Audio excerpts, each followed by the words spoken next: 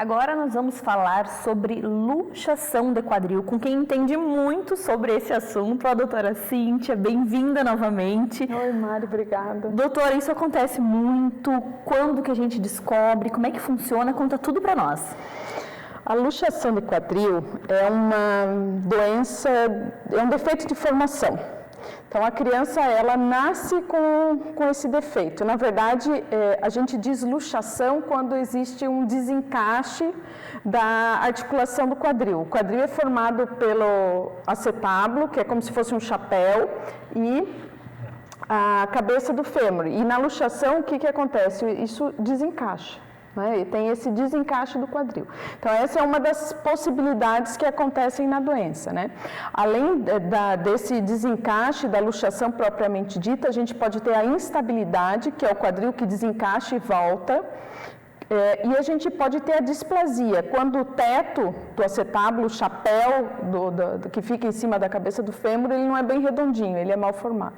Então, existe uma ampla variedade de apresentações. O problema é que isso não dá dor, a criança não tem limitação, a mãe não consegue descobrir. Aí que mora o problema, Aí né? que mora o problema. Então, toda vez que a criança nasce, o pediatra é treinado, isso faz parte do exame, assim que a criança nasce, fazer a manobra de exame do quadril, para testar se o quadril está encaixado, se ele é instável, para testar essas possíveis alterações. Entendi. Então, assim, lá dentro da barriga, a criança já está com essa luxação. Então, quando ela nasce, não foi alguma coisa que aconteceu no parto? Não foi queda, não foi um remédio que a mãe tomou, não tem nada disso. Normalmente, as crianças geradas sentadas tem mais chance de ter luxação de quadril, né? Luxação é um termo genérico. As crianças que são mais de uma criança, né? Os gemelares também, ou o espaço do útero diminuído. E isso a gente não vê no ultrassom?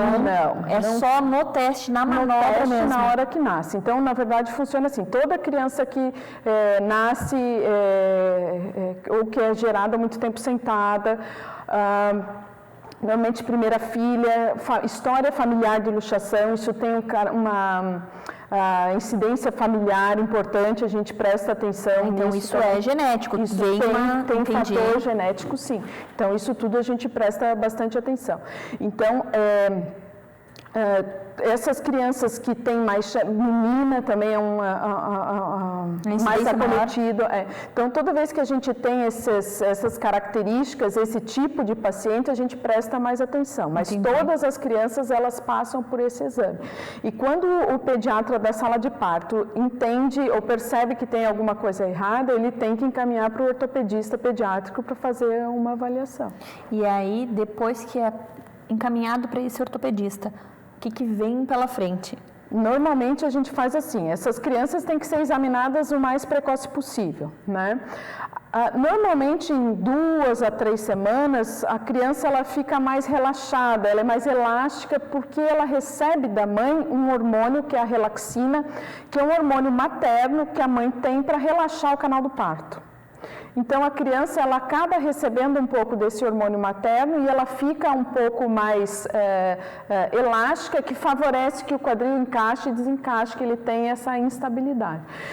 Mas mesmo assim, a criança nasceu que tem essa suspeita, o ideal é que o pediatra encaminhe para o ortopedista pediátrico para a gente fazer essa avaliação.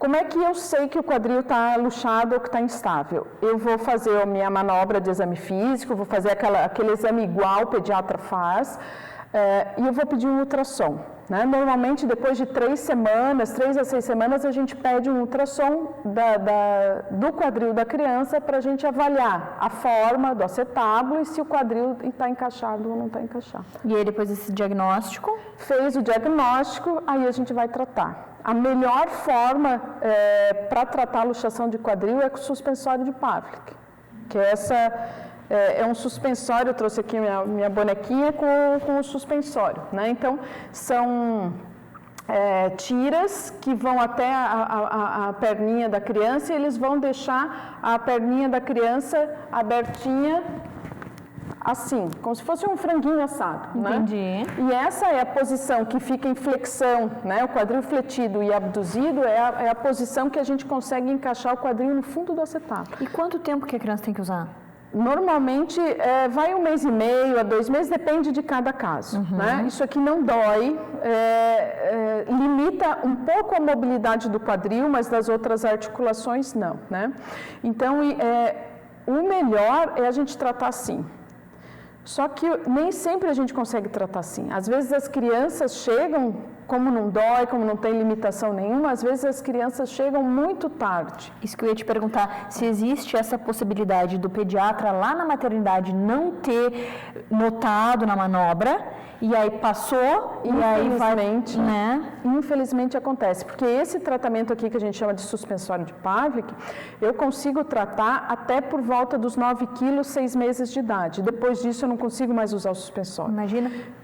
E aí com 6 meses, 7 meses começa a engatinhar, enfim. Aí o que eu tenho que fazer é uma redução no centro cirúrgico. Aí a gente tem a gente chama de redução incruenta, que a gente não precisa fazer um corte, né, mas a gente consegue encaixar. Se não der certo sem fazer o corte, aí eu tenho que fazer um acesso cirúrgico. Aí o problema começa a ficar bem maior, porque a agressividade do tratamento é bem maior. Mais uma vez, a questão vem à tona do diagnóstico precoce para todos os tratamentos. Imagina, algo que com uma roupinha se consegue resolver. Exatamente. Tardiamente, faca, cirurgia. E é uma cirurgia que eu consigo fazer até os 6 anos de idade. Depois disso eu não consigo mais tratar.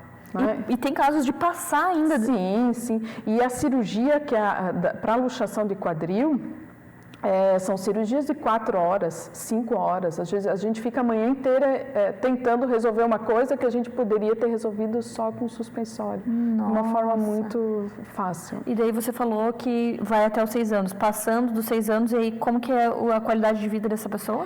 O problema é que assim, o paciente ele vai começar a ter dor, mas normalmente no final da adolescência, vai ter uma artrose precoce, um desgaste da articulação.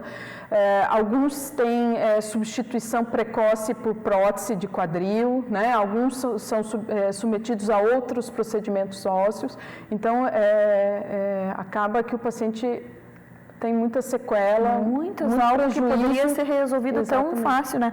Então um alerta também para as mães, para questionarem também sobre esse assunto, né? Já vai lá, faz a manobra médica, vê. Menina com história familiar, de luxação de quadril, às vezes a irmã nasceu, a gente já traz a outra que está vindo, que a gente já quer examinar, parto pélvico, né? Criança que é gerada sentada, né? Então tem esses fatores para analisar também. Sim, esses são os que chamam mais atenção. Mesmo não estando nesses fatores, pode acontecer.